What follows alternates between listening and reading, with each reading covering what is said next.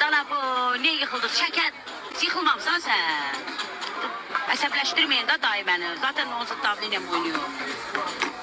Və mən əgər reklam axtarmış olsaydım, qaça-qaça həmin videonu götürüb paylaşardım ki, xəstəxanadayam. Yıxıldığında başıma düş gəldi, mən nə bilim. Aldı da ki, Allah belə məsləhət gördü. Dedi, Allah dedi, yıxıl. Dedim, baş üstə. Yəni, mən oradan sonra, bax, burada o birisi telefondadır, uşaqlar. Həmin verilişdən sonra, mən sizə göstərim, mən birbaşa xəstəxanalı oldum. Mən birbaşa xəstəxanaya getdim.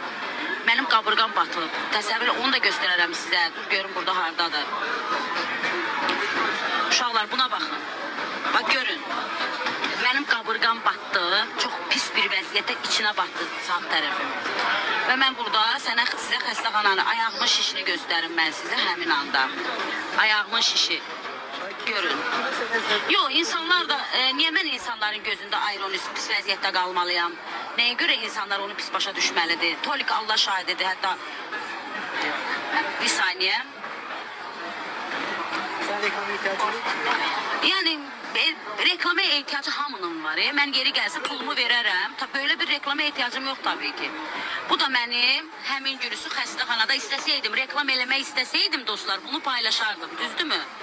Əgər mən reklam axtarmış olsaydım və bunları reklam xatirinə etmiş olsaydım, buna bax. Və mənim şəkər, davleniya və mənim qabırğam batır, nəfəs ala bilmirdim. Əgər mən bunu reklam xatirinə, yəni niyə yıxıldınız? Əgər mən bunu, hadi bəs deyin, dana bu, niyə yıxıldınız? Şəkər. Allahım yarəm. Heç yıxılmamsan sən.